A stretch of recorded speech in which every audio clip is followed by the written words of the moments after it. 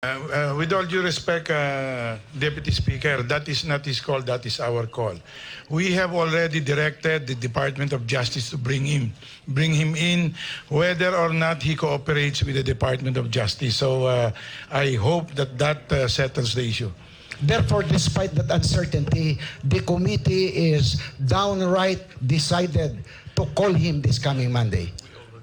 We already said that. That is very clear, yes. So anyway, can Mr. you Chairman, please proceed? Mr. Chairman, please. Mr. Chairman, may I be allowed to address the Secretary? I just want to ask a few questions. Can we first proceed because we want to avail of the initial hours to really already start with the presentation of the witness. Just one question, Mr. Chairman. So may I know the point of Your Honor? Then let me just ask the question. Is the Secretary aware that the lawyer of J.B. Sebastian made a press statement that he is not testifying because he believes his testimony will be inconsistent with the rest of the witnesses that had just been presented? Okay, so perhaps we will go through that when the matter is already brought to the attention. In the meanwhile, there was a prior query from the Vice Chair, the Honorable Liachon, which I guess need to be first responded to by the Secretary of Justice. Please proceed, Secretary. May I now proceed, Your Honor, Mr. Chairman. Good morning, Mr. Minority Floor Leader. Ang flow po ng ating witnesses, ang unang ipipresenta namin ay si Jonel Sanchez. Ang pangalawa is Engelberto Durano. The third one is Nonilo Arile. Fourth is Jerry Valeroso. The fifth is Ferdinand Marcelino. And sixth, Rafael Ragos. Yan po ang lineup ng witnesses na nakahanda ngayon. Although meron pa rin ibang witnesses na kung sakaling madali tayong matatapos and committee needs witnesses, meron pa rin po tayong nakahandang ibang testigo. Mr. Chair? Pakiulit lang po ulit. Sanchez, Durano, Arile, Valeroso, Marcelino, Ragos. Arile, Valeroso, Marcelino and Ragos. Marcelino, and Ragos. Mr. Chair? Mr. Chair? Mr. Chair? Yeah, as we understand, Mr. Rafael Ragos, is he the one who was the former OIC of the Bureau of Corrections, right? As Mr. Secretary? Mr. Chairman, si Mr. Rafael Ragos, siya rin po yung nag-testify noong first day of hearing. So is he called for the second time right now? He is being called for the second time because he opened up a little and executed a supplemental affidavit.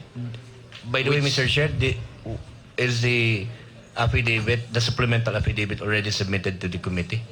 Yes, Mr. Chairman. Anyway, at the proper time, let me just remind the Secretary of certain rules that we have to follow, that all of their testimonies must be germane to House Resolution 105 and not extraneous. No? Kung yan po ay hindi nararapat, baka anuhin po natin yan. Ano? Anyway, we will request and we will require you to make a proffer of what these witnesses will have to say. So anyway, for the meanwhile,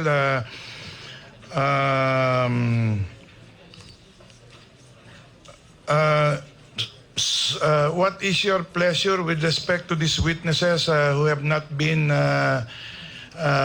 granted immunity? Meron ba kayong plano dyan? Opo, Are they willing to testify with or without immunity? Some witnesses, opo, yung na hindi pa nabibigyan ng immunity ng House, hihingi po kami ng immunity. Although not all witnesses which we are going to present ay hihinga namin o will recommend the grant of immunity. Sino po yung hihingan nyo? Kasi you said we will start with Sanchez and then Durano. Sino po ang hihingan dito? Because we cannot even proceed with them without the committee voting upon it and then the speaker approving our recommendation thereto. Yung pong 5, 6 po yung minensyon ko, 5, pero nabigyan natin ng si Rafael Ragos ng previous immunity, so siguro hindi na kinakailangan. So, except for Ragos and Jonel Sanchez, all the others we will request for immunity. Okay, so similar to our procedure in the last 2 hearings, can the Secretariat please do the needful to obtain? Before that, may I request the committee to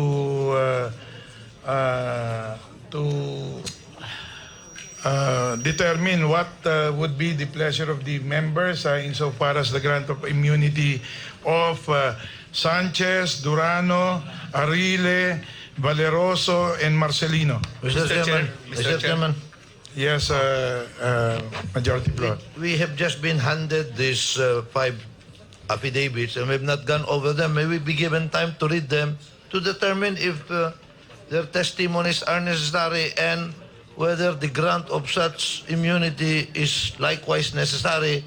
Kasi po, baka bigay tayo ng immunity dito. Hindi naman kailangan. So, pwedeng basahin muna natin ito. How can we intelligently make a motion to grant immunity to these resource persons if we have not even read their testimony? Baka naman, there is nothing that will incriminate them. Ano ba yung nature ng testimony? So, I move that we suspend for a few minutes and go over the affidavits before we can make that motion intelligently. Mr. Chairman, Thank you for that. Yes. before we suspend the roll, this is just in relation to the witness Colonel Marcelino. Before we will recommend for the granting of immunity, may we know what is the status of the pending case or the case of witness Marcelino with our regular court for transparency and guidance to this committee? Mr. Chairman, Mr. Chairman, Sino? The good secretary May- could Mr. make a Chairman. response to my inquiry. May I respond, Mr. Chairman? Yung pong case ni Colonel Marcino before the RTC of Manila is suspended. The hearing is suspended. And do you think, Mr. Secretary, is it proper or appropriate to present him as witness in these proceedings with his case still pending with the regular court? As you said, it is, even if its proceeding is being suspended. Opo, wala naman pong nagbabawal na pag may case involving a witness ay hindi siya maaaring ipresenta. So I believe that we could validly present as long as his testimony, the testimony of Colonel Marcelino is Thank you for that. Relevant. Anyway, it will be the committee that will rule upon whether we will recommend this to the speaker, and it is always subject to the approval of the speaker. Anyway, Mr. Speaker, so- just clarification. Is Mr. Marcelino also being recommended as to be given testimonial immunity by the good secretary? Mr. Chairman, opo, gusto po niyang mabigyan siya ng immunity. hindi. Kayo po ang tinatanong.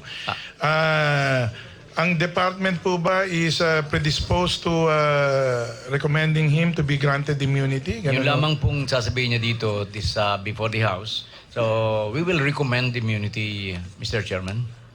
Anyway, titingnan naman po natin. There is a request for suspension.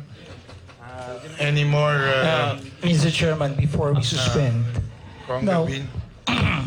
Let me just comment on the statement of the good secretary. and who will he bringing here to